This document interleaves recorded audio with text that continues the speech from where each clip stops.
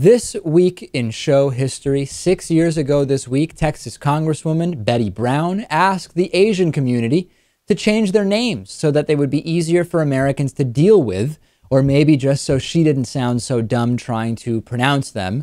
After Democrats pointed out that this is actually quite racist and xenophobic, she said that it's Democrats who are really the guilty ones because they're making it about race. Ultimately, she did issue an apology. This is not really a new mentality to the U.S. It started at Ellis Island. People would come in with a last name where they would say, oh, here's my last name. The person recording their last name wouldn't understand that. They wouldn't care to understand it. They say, hey, here's your new name. It's easier to pronounce. It makes more sense. So there's a lot of this. And then even when you look at first names, the children of parents who recently came to the U.S. often will be given very American-sounding names to help them integrate and assimilate, and this has been going on for a long time.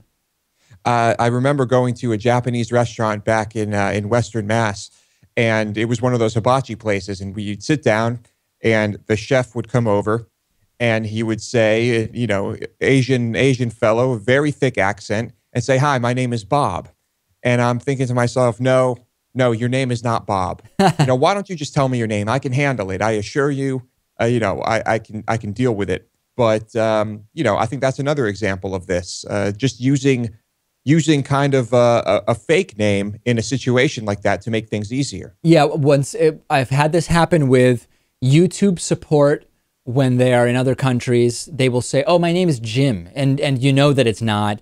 When the IRS scammers call, they often say that their names are also Joe or something like that when it's not. They're in India. With technical support staff in general, that often happens. This is a common thing. And often when I inquire about it, they say, oh, that's my Christian name, which also seems like an oddly outdated phrase to say. Yeah, that's a Christian name. That's interesting. I mean, I'm pretty sure English was not the language of Christianity at its inception or Right. conception. So, that's an odd one.